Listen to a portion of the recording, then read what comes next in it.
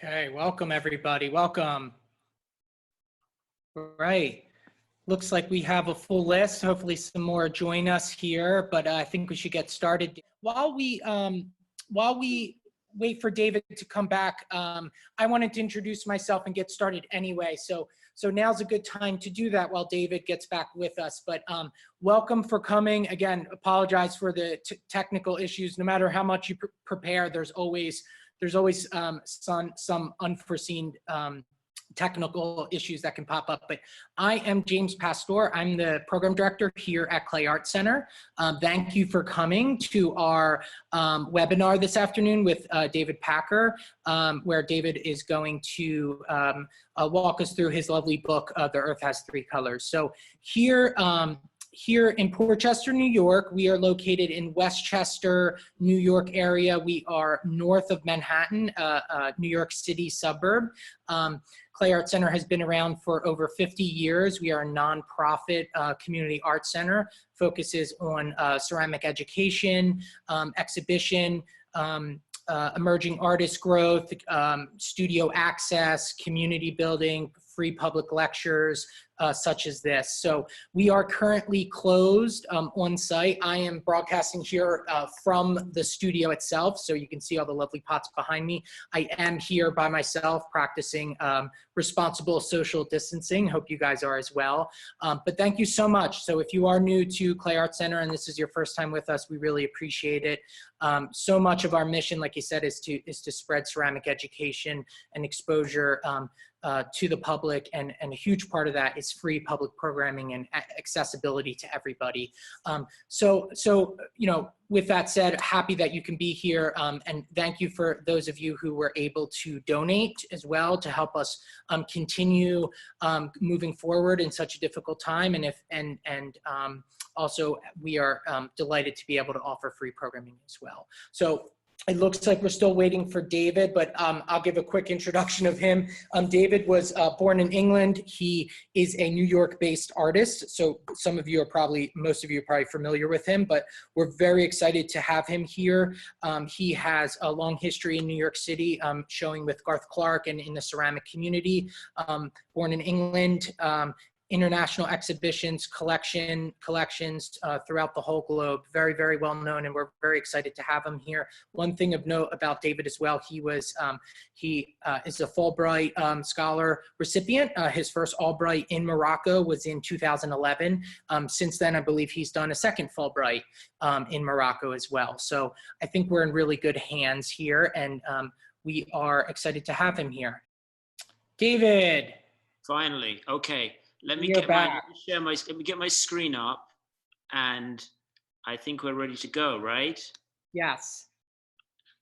Okay, and one second. I did do a little introduction of you while you. You know, I could hear you, but you couldn't hear me.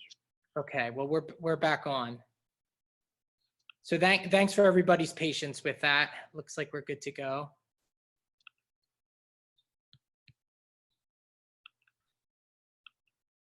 Okay, you did this screen, right? I did, folks. It's just a little picture of our facility and our campus here and our mission that I was speaking a little bit to. So I think we can continue and you can get started there, David. Okay. So welcome one and all. I'm really happy to be doing this. I was going to start off by congratulating myself about how cool it was to be on Zoom with all these many people, but as you can see, there was a slight technical glitch. So, but here we are, and this is the city of Fez in Morocco. James actually has a question for you, which is about people coming. I wonder how many people have been to Morocco in this group. So hopefully everybody can see this, and we can just get a quick idea of how many people have been. I'm also delighted looking at the list that we've got people from the United States, from England, from Israel, and a whole bunch of other places. Some people I know and some people I don't, and I'm really delighted that everybody has attended. The name of my book is The Earth Has Three Colors, and the title is based on the idea that basically there are three colors of clay used in Moroccan ceramics. indigenous red, traditional gray, and industrial white clay. So red, gray, and white. And as we go through this presentation, this idea will obviously get fleshed out. Oh, so 65% of everybody, 65% of the group has not yet been to Morocco. So that's kind of wild, very interesting. And we have 13% that have been many times, so that's wonderful too. So, okay. The image in front of you is of the Medina of Fez. And any discussion about Moroccan ceramics starts with Fez and is based on the city of Fez. As I said, this is the Medina, a photograph I took in 2011. And frankly, it hasn't changed since the Middle Ages. And a really important date for Moroccan ceramics would be the end of the 15th century when the Catholics pushed the Arabs out of southern Spain. And what happened was many artisans, many ceramic artisans left Spain and moved into Morocco, bringing ceramic technology with them. And that was a very significant turning point in the history of Morocco, or the history of Moroccan ceramics. So I'm actually juggling two computers here, so you've got to excuse me. This is a contemporary example of classic Fez ceramics. It's a bowl that's about 15 inches wide, and it's a wheel-thrown piece with maiolica. So a white glaze is added, applied to the bisque, and then the blue is painted on top. And so even though this is a contemporary piece, this is as classic and as perfect as it gets for Moroccan ceramics. And the blue, the cobalt blue, is so typical of Moroccan ceramics. This is a contemporary piece that my wife and I bought in Marrakech. And I like this piece because the design is quite unusual. And one of the things that happened is that when the artisans from Spain reached Fez, they discovered a very wealthy, vibrant city. And there was an active group of wealthy people that were prepared to support ceramics. And so it was kind of like the perfect storm, that all these people, all the artisans came and they found a support group. It's not unlike what you might consider happening in New York City with wealthy hedge fund people now supporting the arts and so on. Beautiful, beautiful food storage jar, again from Fez, probably 19th century. I believe it's in the collection of the Los Angeles County Museum now. This piece is 36 inches tall. So 3 feet. So if you think about that, it's quite stunning in size. This would be built for food storage, or this would have been used for food storage. It's also a very opulent piece that people would use to show off their wealth. So you could just imagine at a big celebration, a big party, like perhaps maybe happening tonight because Ramadan just started yesterday. So as soon as night falls, huge feasts, and something like this would be used as a centerpiece. Just stunning decoration. I love the marks on the bottom, the imperfections, which just add a real human quality to it. Another stunning piece, same thing, a lidded storage jar, I believe about 1870, with beautiful polychrome decoration. It's interesting to note that there are paisley designs on this. So I would assume that somebody had seen something European or something from overseas, because paisley is an Indian design that passed through to Scotland, and so not Arab. This piece is in the collection of the Victoria and Albert Museum and was collected by a man called George Moore. And George Moore was actually the founder of a Victorian tile company called Moore and Company. So just a beautiful piece. This is This is 19th century, again, the same thing, white glaze with oxides added on top, the Maiolica technique. Note the 5 divisions in the piece. So the fact that the design is based on an uneven number is, I find, very interesting, and definitely gives it a nice quality, a different quality. The next slide just shows the foot. And again, this would be a serving vessel. It would be brought out and placed in the middle of the table, and people would just eat from this bowl with their hands the ceremonial food, probably meat stew, vegetable stew with grain, couscous, whatever. So there's a front, a top view of this piece again. Writing this book, I went to many, many workshops, many, many studios. And so this is just a typical example from the present day of what you might see in a studio. A whole bunch of bowls sitting there, drying, probably going to be trimmed in the afternoon.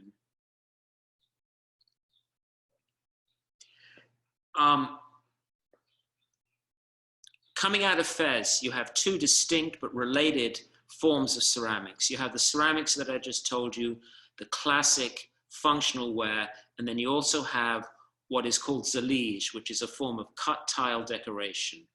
And in this image, each piece is individually cut and then placed into these huge panels.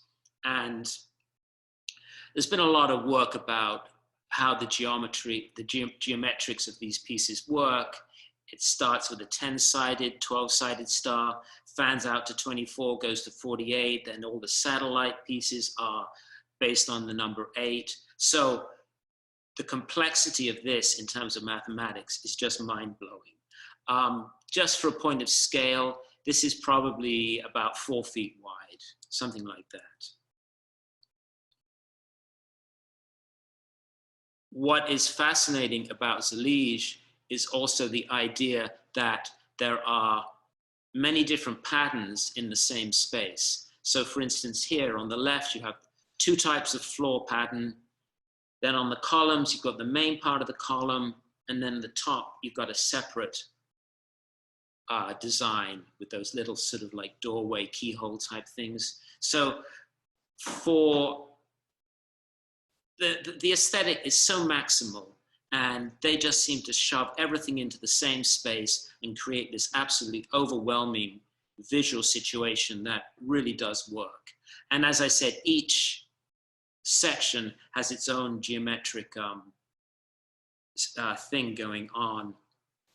The other thing they do would be to combine zalige with other materials. So here you can see the white section would be carved plaster, the top is carved cedar, and then the very top is like just basic floor tiles. So again, not only do you have multiple zalige patterns, but then you have these inserted into these maximal situations with different materials as well. So it's really very overwhelming, but it just creates a certain something. So okay, so this is, Okay, this is very typical of where the zalige is made. And you can see on the right, the younger man with the red sweater on, he's holding a hammer and he's cutting these individual pieces. And so, and you can see there's 8 or 9 people here, and they're all working away, cutting tiles into these shapes to use for the panels. I'll just show you the panel again. So each one of these is individually cut, and then they're placed in a panel. Even though this is open to the street and I just stood there taking photographs, the transmission of knowledge is a very closed system. Nothing is written down. It just passes from father to son, from master to apprentice, and it just goes on generation after generation. Before the lecture started, I was asked to discuss the use of hallucinogenic drugs or mildly hallucinogenic drugs in Morocco. And I think it's quite possible in a situation like this, people might be might use hashish, because this work is, the days are very long and the work is extremely repetitive, and I would assume that that would be a possibility. Not an absolute, but certainly. And I think it's important to realize that when we think of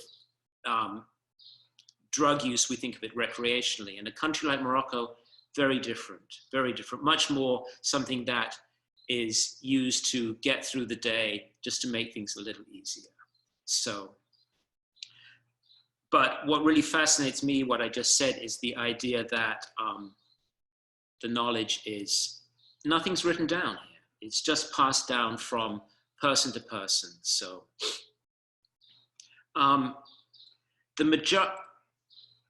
Fez is the main center of Zalige, but there is another town in the north of Morocco called Tétouan.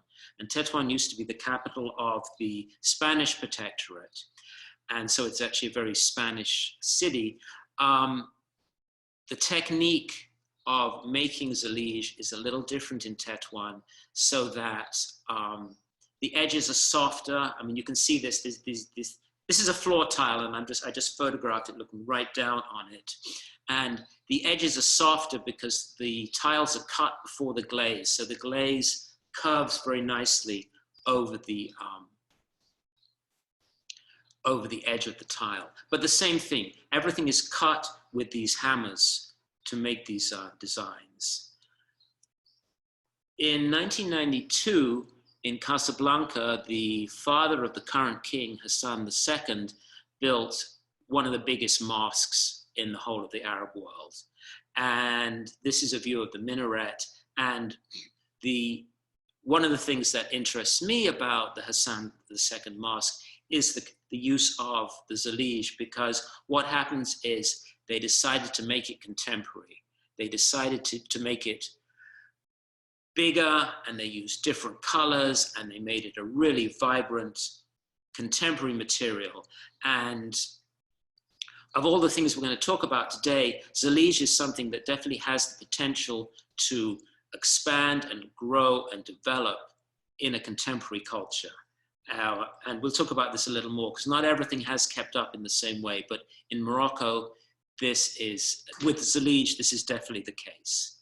So I will say that this is one fountain in a huge courtyard, and there's probably, I don't know, maybe 20 gateways like this, fountains.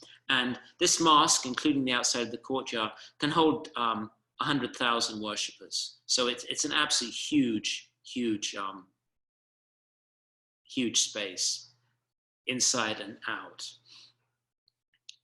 And just a close-up of the Zalige. So I can't really overemphasize this, but in the old days, there were like 5 colors of Zalige, and they just used the same colors over and over again, and the scale would be the same. With this, you can see it's a very upbeat, lively, contemporary palette, and the actual pieces of the Zalige are much, much larger. So, and I think it was amazing that like I said, I think it was 92, 93, they built this mosque, but rather than opting for the traditional way of working, they did they tried to update Zalige and make it contemporary. So I just described 2 types of ceramics: the vessels, the glazed vessels, and the Zalige, both coming out of Fez. Right at the same time, maybe 100 miles from Fez in the Rif Mountains, you have a completely separate, distinct tradition of ceramics. And one of the theses that I used in my book was the idea that Morocco is very diverse, more diverse than people imagine, and that this diversity is reflected in the ceramics. So these are traditional hand-built vessels made by women in traditional villages, and they are made as functional pieces. Both of these pieces are about 20 inches high and would be for some sort of food storage, milk, honey, olive oil, something like that. And each tribe, each group in the Rif would, because these places were so isolated and people didn't move from village to village, each tribe created different designs, and it's very clear that these two pieces are from the same tribe. And I'm told that, and we'll talk about this a little more, one of the things is that this work made by women in the Rif is disappearing fast as contemporary culture moves in and people move to cities and so on and so forth. What would happen is the women would make the ceramics. I got to say this also, that life in Morocco is very gendered. So all the work we've seen that in Fez, and like that picture of the workshop, all made by men. The women would stay home. In this situation, the Berber women would make the pieces in their courtyards at home, and it would be for that family's use, it would be for the village's use, and then if there was any left over, it would get taken down to the weekly souk to be sold to whomever they wanted. So this is an image. This is probably 50 years old at this point, and this image, and this is what you used to see in the souks in Morocco, the weekly souks, where people from the villages would come in and sell their ceramics. So this is a shot of the Rif Mountains. Anybody that's familiar with the geography of Morocco will know that the Rif Mountains are in the northern part of the country, so very close to the population centers of Fez, Tangier, and so on, but they are very isolated. And it's this isolation that has allowed this sort of ceramics to continue into the 21st century.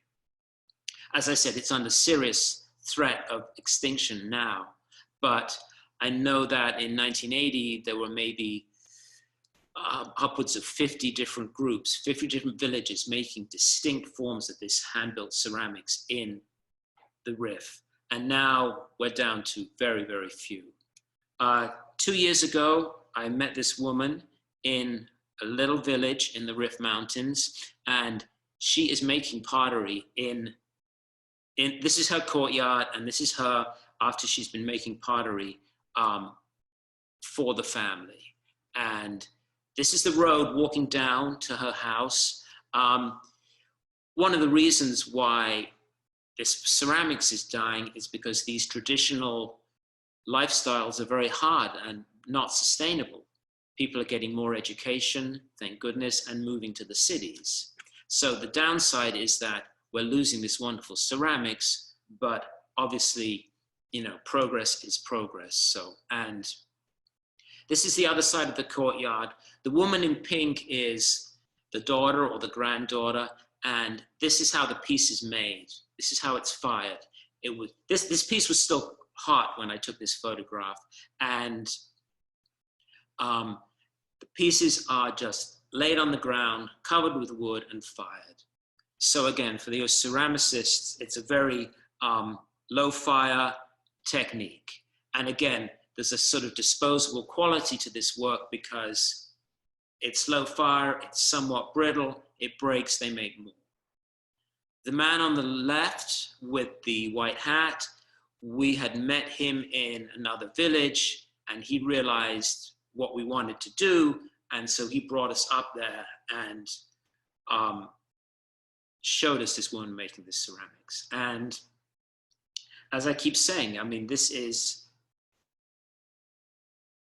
was vibrant 50 years ago, but is unfortunately dying out fast. A beautiful example of, I believe, a milk jar with burnished red clay and then decorated with white slip and tribal motifs.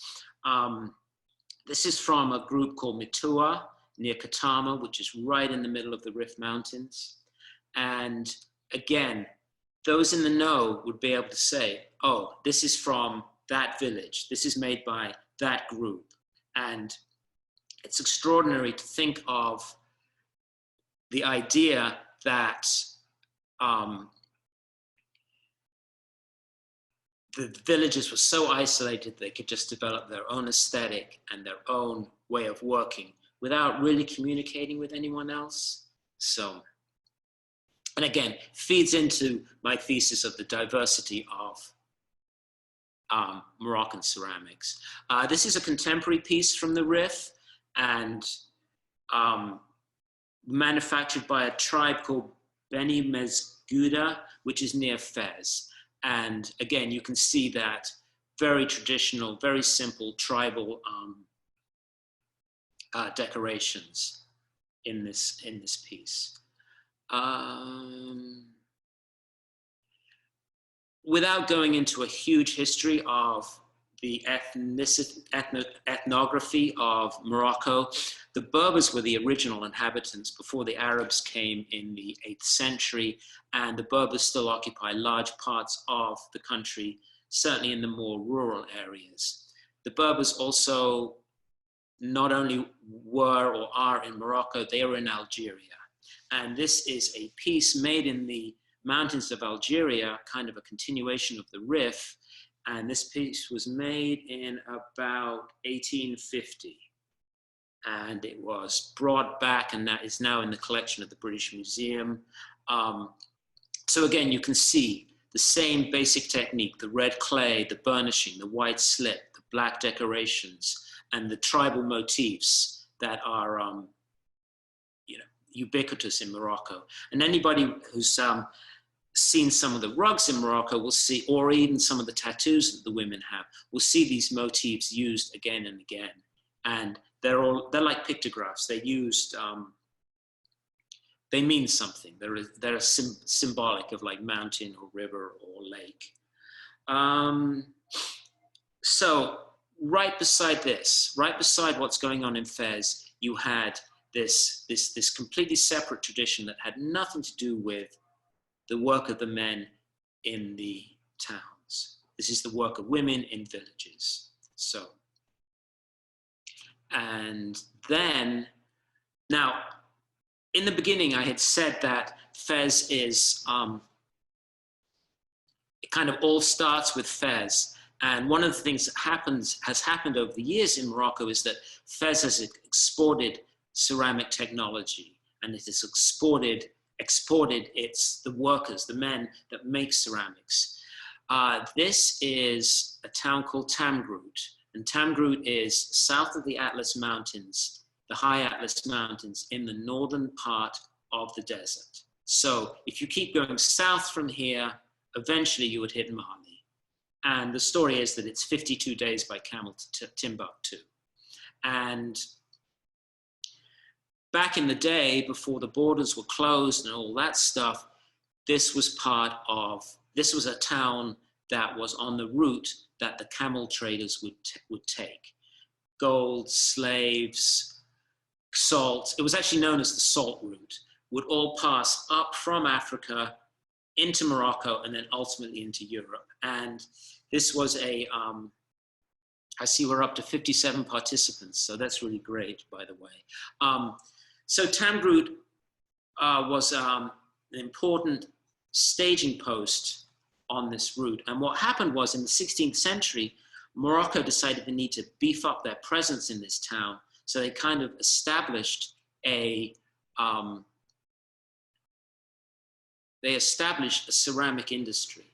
They brought the guys down from Fez and they started making ceramics. And Tamgrout has now become known for this beautiful green glazed work. And this is definitely a brand. You see this and it's Tamgrout, and there's no question about anything else. This bowl is about 15 inches wide and very unusual because of the scallops. You don't see many of these like this. And if you notice, you can see big lumps of green glaze. So I'm assuming it was fired upside down. The other thing about these is that they're single fire. There's no glaze, there's no bisque firing. The piece will be thrown and glazed and put in the kiln. one of the things you find in Morocco a lot is a real economy because people are poor and things are made as quickly and as efficiently as possible. There isn't a lot of luxury in the way that we might have luxury. So if you can fire something one time, you fire something one time. It's as simple as that. Two more bowls from Tamgroot. They've really created this very rustic, beautiful aesthetic. It's not fine china by anyone's imagination, but the whole thing with the drips and the lumps and it's just part of what makes Tamgroot pottery.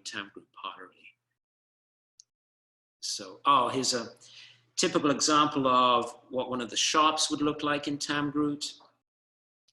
Again, overloaded with ceramics, just overloaded. But green, which is, I believe it's copper and manganese. I mean, it's very hard to get this sort of information out of people in Morocco, but that's what my understanding is. I did see glazes that were a dark, unglazed, unfired glazed pieces that had a dark gray color, so I would assume that's manganese, but I could be wrong on that.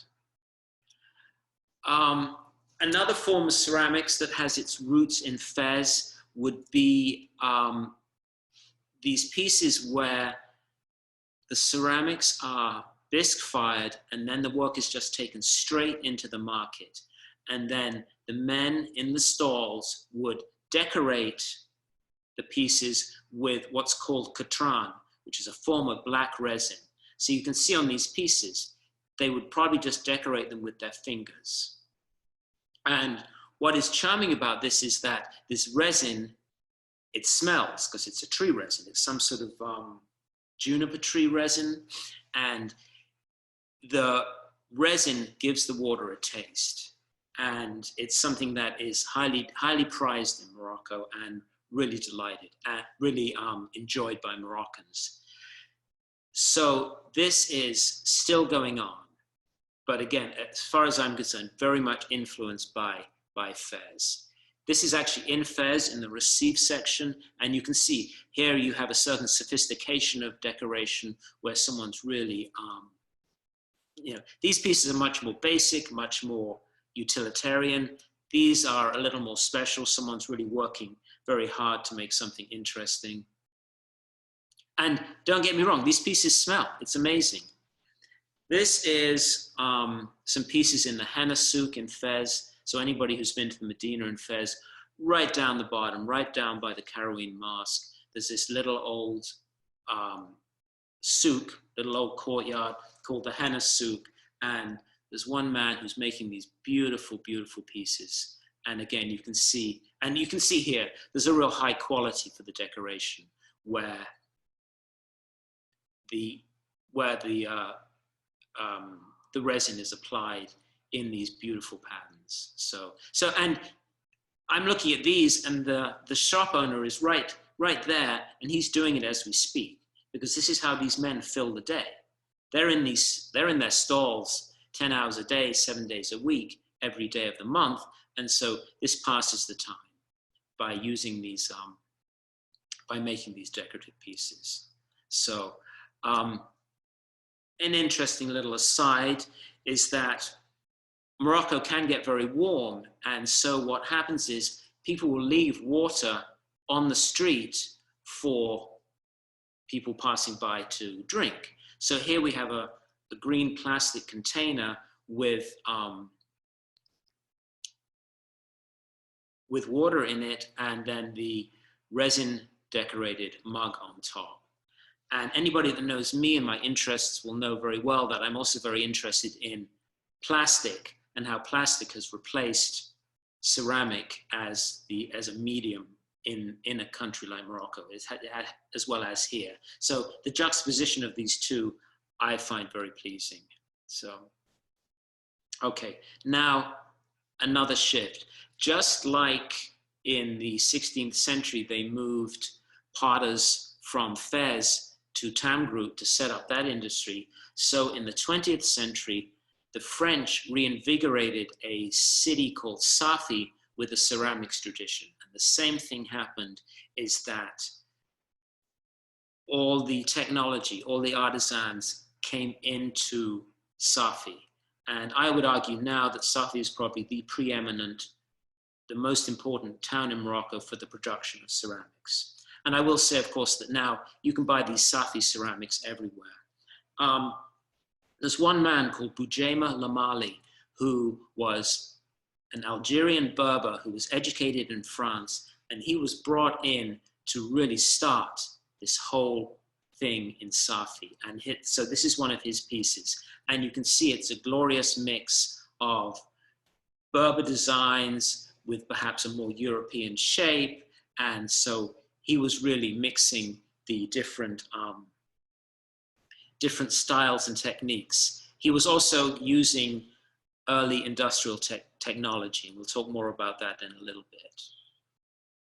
This is another Lamali piece and a really beautiful example of Art Nouveau and Art Deco being combined in the same piece. So what you have here also is you have the beginning of non-traditional ceramics being introduced in Morocco, so that even though everybody knows how to make everything in Morocco, they were starting to be influenced by outside forces. And of course, at the beginning of the 20th century, Morocco was opening itself up to tourism, to industry, to colonialism. So it was all kind of happening. And another one of my theses in the book is that the 20th century Morocco was a time of enormous change, enormous, I mean, the whole world over. And basically in 1900, Morocco was a traditional country. And then by now, Morocco is contemporary as anywhere in the world. So this piece about 1920, this one too, Boujema Lamali. This is what you see in Safi today. So these are the children of the work, the schools that Boujema Lamali established. And you can see here also that a very clear aesthetic. You know, I mean, there's definitely, and if you look closely, there's a lot of kind of Berberish kind of designs, and you can also see a lot of European technology here, that a lot of these colors, like especially that pink on the right, that would be using a stain, an oxide that's been imported from Europe. So this work is really not contemporary, much more a child of the 20th century than anything we've seen to this point. And as I said now, because Safi's not really a visited town for tourists, but you can buy work from Safi in Fez, in Marrakech, in Tangier, Rabat, any of the big cities. So it's ubiquitous in Morocco, but it all came from Safi, and it was all started at the beginning of the 20th century as a conscious decision by the French to kind of consolidate power and so on and so forth. Another example of these bowls, plates in Safi. It makes me laugh because even though this came out of the modernist era, what you see now is definitely very overdeveloped and not modernist in any manner of means whatsoever. Okay. I mentioned how Morocco was opening up in the 20th century. And so one of the things that did come in was industrial technology. And this is a tile factory of some friends of mine in Kemesset, which is near Rabat, kind of in the middle of Morocco. And these kilns are actually Spanish, but the point is that this is a 20th century situation where all this stuff is coming in from Europe, but because you have this heritage of ceramic ability in Morocco, you kind of got a marriage of the two. You've got Moroccan ingenuity and talent and tradition being married with European industrial technology. This is a piece made in France specifically to be sold in Morocco. So this is slip cast, and then it is decorated with some sort of a stencil. And if you look closely, you can see little Arab stars on it. And it also should be noted that the green is very significant because green is a symbolic color of paradise in Islam. One of the things to note is that this is a European shape because it's like a soup serving bowl. I guess you'd say soupière. And it's a soup, so it's a European shape with a design that would appeal to a North African audience. And so the French were doing this. So not only were the French selling their ceramics to Morocco, they were bringing technology. They were introducing this technology to Moroccans by showing them that this is a new way of using ceramics with slip casting. And so work like this is pivotal for how Morocco changed from a traditional culture to an industrial culture as we move through the 20th century. These are contemporary cast pieces in Morocco for sale, and you can see what's happening here is that they're being decorated with traditional designs. But the fact that the clay is so white tells you that these are made with, these are slip cast, not wheel thrown. But again, they've kind of gone back to what they know, which would be the traditional Zalige type geometric designs or the blue and white pieces. Just a shot of somebody's workshop somewhere with all the molds. So for those of you who don't know, plaster molds are filled with liquid clay, and then the clay is poured out, and that's how these pieces are made. So with a mold, you're able to make many pieces exactly the same in a fairly short period of time. And so obviously this would be how industrialism works. Another beautiful piece from France and clearly made for a Moroccan market, because right in the middle there is an inscription in Arabic, and unfortunately I don't know what it says. What is interesting is that this was decorated with some sort of paper transfer technique. So once you had the printed piece, it could be decorated even by a worker who doesn't speak Arabic. So you can see industrial technology being used in a very innovative way, that the French could make work with Arabic text without really even understanding what the text said, because it was just being printed from some sort of original stencil or paper designed piece. More pieces. This is again contemporary fez. You can see a real wide range of traditional designs, and traditional shapes.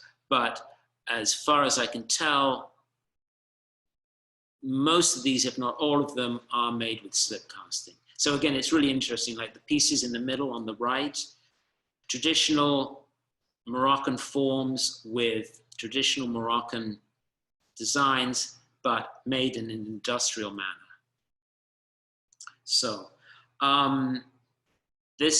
we're getting to the end of this now, and we actually end up in Marrakech. And what happened in Marrakech is that the French fashion designer Yves Saint Laurent, who was actually born in 1936 in Algeria, he discovered Marrakech in 1966 and started going there regularly. And so he would work in his fashion business in Paris and then come and relax in Marrakech and enjoy the culture and so on and so forth. And the arrival of Yves Saint Laurent really put Marrakech on the map in terms of being a hip, design-oriented place. And this image is actually of the Yves Saint Laurent Museum. And what happened was, after Yves Saint Laurent's death in 1996, I think. No, sorry, 2006, 2008. in 2017, they built this museum. And so now we have half of the Yves Saint Laurent legacy in Paris and half in Marrakech. And I think it's extremely significant for the city of Marrakech that the foundation decided to place this museum here, because this has become a major tourist destination. And it's also kind of a real symbol of the openness and outwardness to outside influence and contemporary design that Marrakech has become. These are pieces by a young Moroccan company called Shabby Chic. And Shabby Chic makes ceramics, as you can see here, but they also have wooden furniture and candles and so on and so forth. And these bowls are a beautiful example of traditional Moroccan design with bright contemporary colors. And I feel like Shabby Chic is a really great example of how people are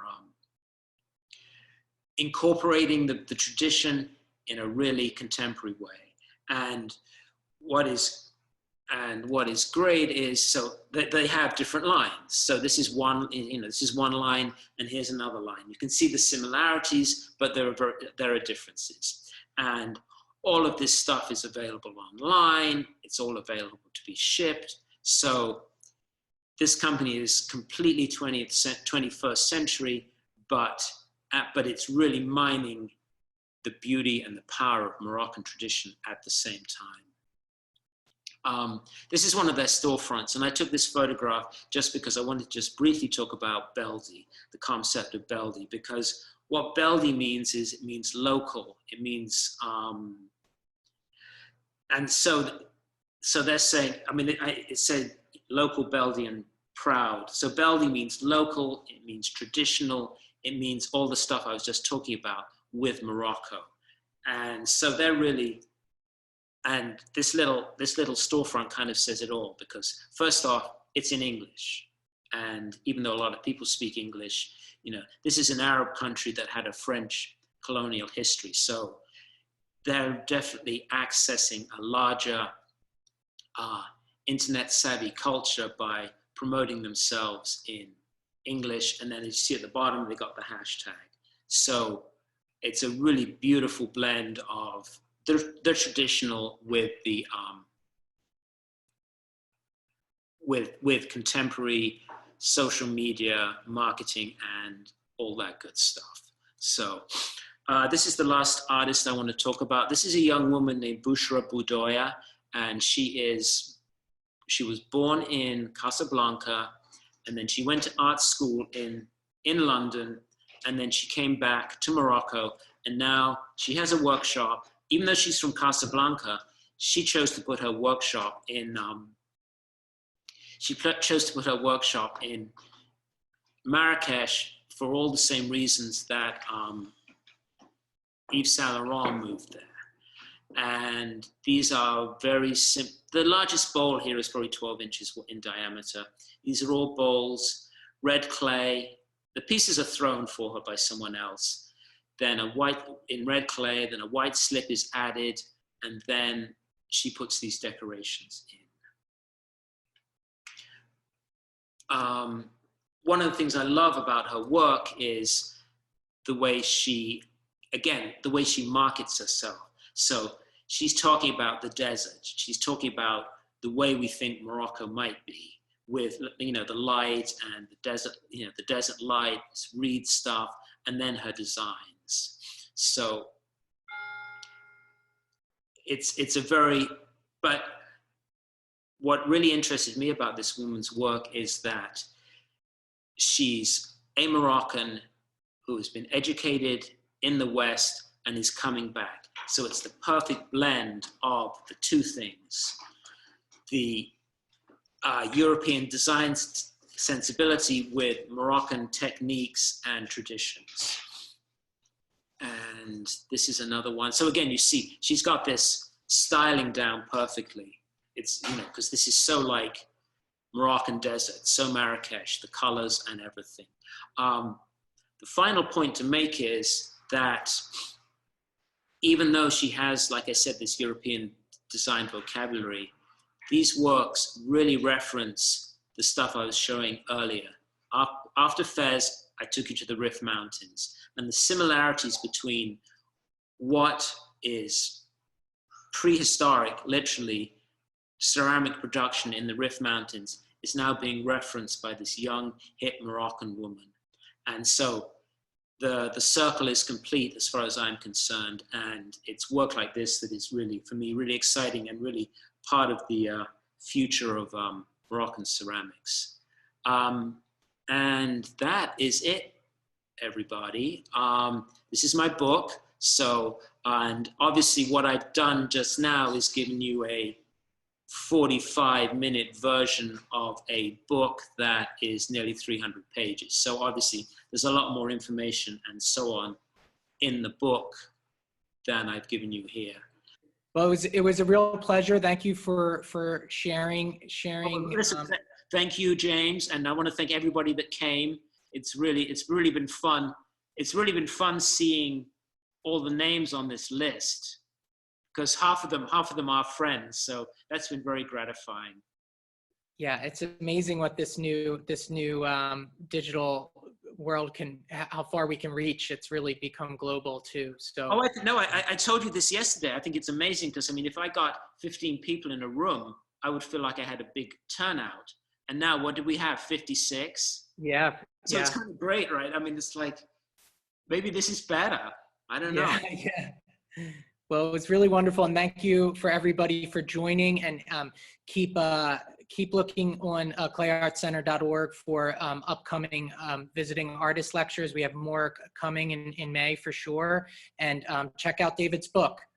Thank you, James. Okay. Thank you, everybody. Thank you, everybody. Stay safe. Bye-bye. Bye-bye.